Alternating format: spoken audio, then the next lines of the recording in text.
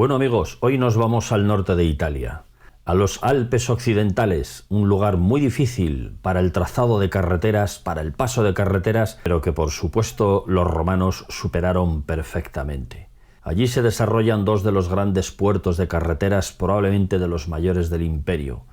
El que comunicaba con lo que hoy se llama el Gran San Bernardo, con la actual Suiza, donde estaba arriba la Mansio de Alpes Poenina, y el que comunicaba con la actual Francia, en la zona más occidental, donde estaba la Mansio de Alpis Graia. Esta última carretera siempre la han llamado en Italia la Strada de la Galia. El desarrollo de ambas carreteras son esas dos líneas en rojo que vais a ver durante todo este vuelo y que os harán una idea cómo a través de vericuetos y de montañas tremendas que superan los 4.000 metros en algunos casos, supieron buscar el collado más bajo para pasar. Pero hoy nos vamos a ocupar de un puente que estuvo construido en uno de los pasos más difíciles dentro del Valle del Dora-Valtea, donde se instaló Augusta Pretoria, la actual Aosta. Hoy se llama el Valle de Aosta, precisamente.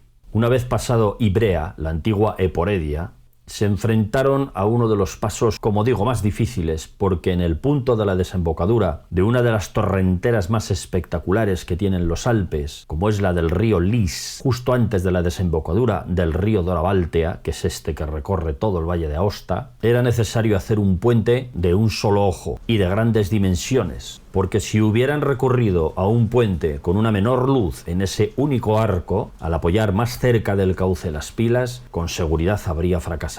Ese es el motivo por el que tuvieron que hacer un puente de tan grandes dimensiones. Hoy ese puente, que está en el lugar que se llama, en honor a la presencia del puente desde siempre, el Pont San Martín, el puente de San Martín, es el puente de mayores dimensiones, de mayor anchura en un solo ojo, que sobrevive de toda la antigüedad en el mundo. No hay en el Mediterráneo un puente superviviente del mundo romano que tenga una mayor luz que este puente. Mientras os hablo vamos a ver distintos aspectos de este valle y del entorno donde este puente tuvo que ser construido. La línea roja que estáis viendo continuamente es el trazado de la Strada de la Galia, de aquella vía romana que comunicaba con la Galia antiguamente a través de Alpis Graia, la Mansio de los altos de los Alpes. Esos hospitium que hacían siempre los romanos en los puntos más altos para la atención del viajero y el refugio en el caso de los problemas invernales que pudieran surgir. Dedicaré más adelante un capítulo seguro a otros puentes magníficos que tiene este Valle de Aosta, que probablemente tenga la mayor concentración de puentes romanos en poco espacio de todo el Mediterráneo, y también a esta estrada que tiene todavía restos impresionantes en todo el valle. Pero hoy nos vamos a ocupar exclusivamente de este puente, porque realmente el espectáculo de ese ojo tan grande lo merece. Es cierto que hubo puentes casi tan grandes e incluso de mayor luz que este en el mundo romano, pero como os digo, el único superviviente es este. Por ejemplo, el puente de Orense, en Galicia, se sabe perfectamente que tuvo como un par de metros más que este, pero lo que hoy conocemos es ya una reconstrucción de siglos posteriores, porque realmente el puente que vemos ahí en Orense es muy probable que sea una quinta, sexta o más generación de puentes de los que ha habido en el río Miño en este caso. Pues bien, después de haber visto estos valles alpinos y este punto donde se emplaza el puente romano que vamos a tratar, vamos a pasar a verlo de cerca. Ahí tenéis una primera vista aérea para que os hagáis una idea cómo el ojo es realmente un gigante. Muy pocos puentes de piedra se pueden ver hoy en día de estas dimensiones. Podemos ir a otros del Renacimiento, por ejemplo el puente Rialto en Venecia, pero de la antigüedad no veremos otro. Es un puente que además se le dotó de una fábrica mixta, una fábrica relativamente singular. Por supuesto, toda la parte inferior, los estribos, es de un opus quadratum clarísimamente romano, con una belleza importante que merece la pena ver y tocar incluso, pero luego se recurrió al hormigón, tanto en la parte más alta de los tímpanos como en el relleno incluso de las bóvedas, como luego vamos a ver. Lo que hoy vemos es ya producto de alguna reconstrucción, sobre todo en toda la parte de la superestructura. Aquí en estas imágenes donde estáis viendo a este gigante, ya veis lo que os estoy comentando, cómo la obra pasa de ser de sillares perfectamente escuadrados a hueso de unas dimensiones más que notables, a unas líneas de hormigón que luego se rematan con fajas de nuevos sillares. Esas llaves de metal que estáis viendo que están agarrando el puente son modernas, son ya de finales del siglo XIX.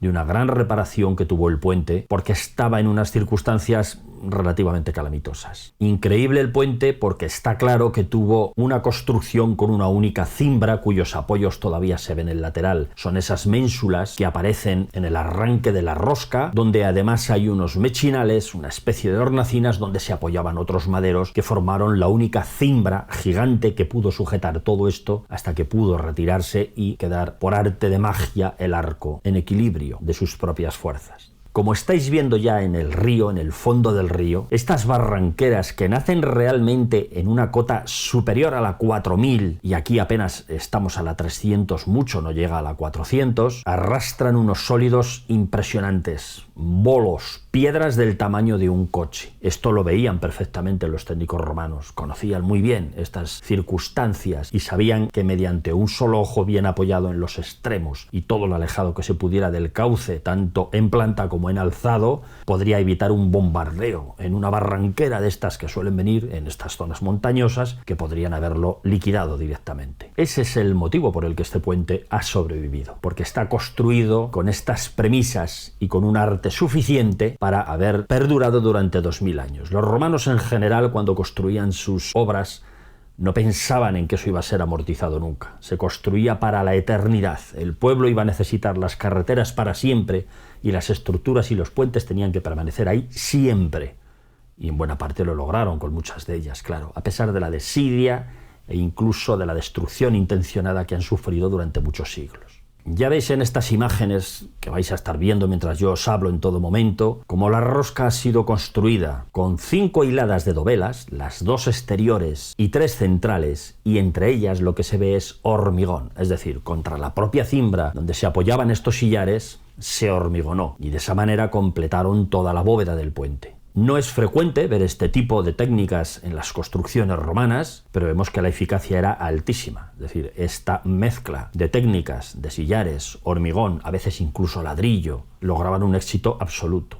Parece que no hay consenso en cuanto al momento de construcción de este puente, pero en todo caso todo el mundo apunta a que fue anterior a nuestra era. Es una de las calzadas que se hace para superar los pasos de los Alpes. El propio Estrabón ya menciona que Augusto logró superar los Alpes por varios pasos en lugares donde antes no había habido carreteras. En la zona inferior de los tímpanos, los laterales a lo que es la rosca, ya veis cómo los sillares están perfectamente unidos a hueso, siempre careciendo de argamasa, como suele ser el opus quadratum que llaman. Conservan las huellas de las tenazas de elevación perfectamente, tienen los clásicos saltos entre las hiladas donde vuelven a ajustar perfectamente los sillares que correspondan para volver a unir una línea en una sola hilada, incluso el encaje entre esas dovelas más bajas de la rosca, que tiene un arte impresionante. Solo admirar eso es verdaderamente enriquecedor, allí sobre el terreno, por ejemplo. La roca es una roca que forma unas aguas y unas vetas preciosas. Creo que es un gneiss de grano fino que permite un cierto trabajo, todo el entorno es más o menos de este tipo de roca, y da una belleza al puente pues verdaderamente extraordinaria.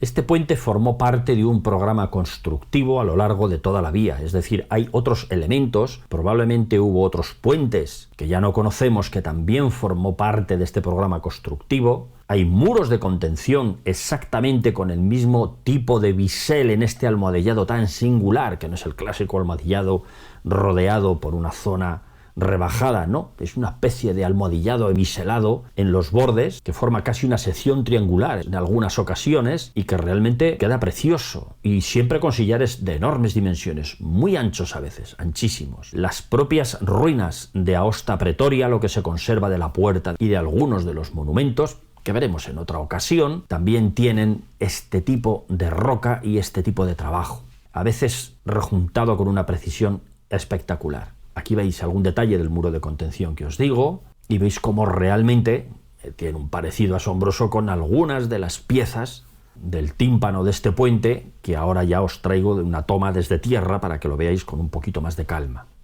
Y desde uno de los laterales, donde puede apreciarse perfectamente las dimensiones de este arco gigante, que además no se trata de un arco tan rebajado como los arcos del Renacimiento, el arco Rialto, tampoco es un arco exacto de medio punto, pero sí que tiende al medio punto, en cuyo caso el espectáculo es impresionante al ver una luz tan inmensa y que se sujeta perfectamente en su sitio.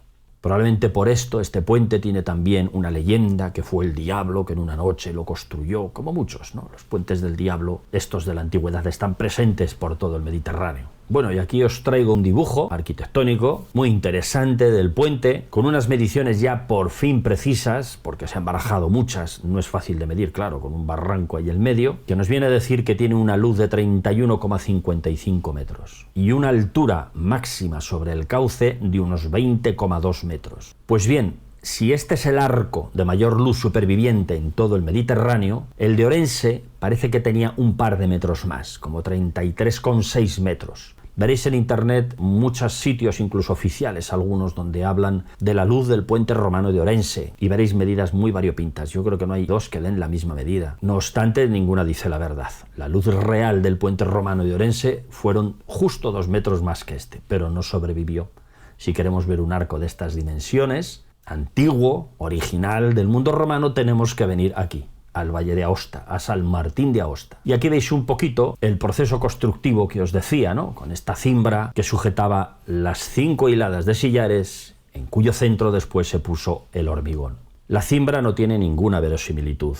No fue así, con toda seguridad. Entre otras cosas porque la están apoyando en el centro del cauce. Si circunstancialmente hubiera venido una barrancada en el momento de la construcción, se la habría llevado entera. Y eso puede ocurrir casi todos los años. Ni antes ni ahora los constructores corren este tipo de riesgos.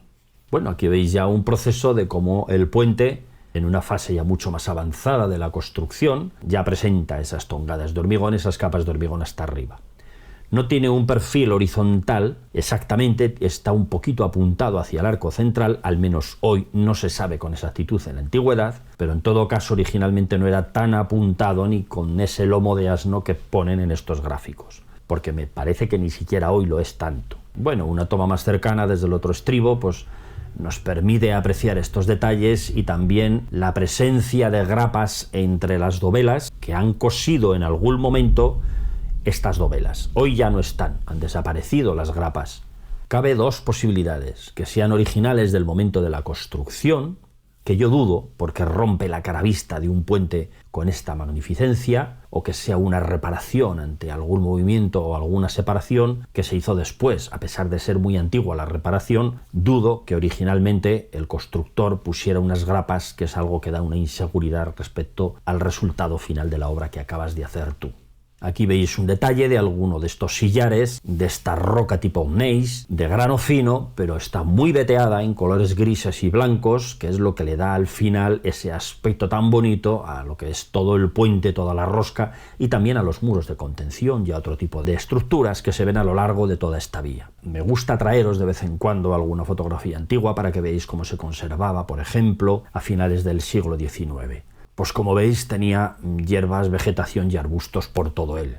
Esto se debe exclusivamente a la falta de mantenimiento y a la desidia. Esto lógicamente ocurre, pero se limpia de vez en cuando y se mantiene durante muchos años. Precisamente en esa época, ya a finales del XIX, visto desde aguas arriba, se hizo una reparación importante, que es el momento en el que le ponen esas llaves metálicas. Ahí se instalaron unos andamiajes de madera que vais a ver desde varias perspectivas, como es esta desde el estribo izquierdo, por ejemplo, o esta otra desde arriba, donde incluso se ve a un trabajador ahí con su sombrero, que debía ser el casco de seguridad que en aquella época llevaban.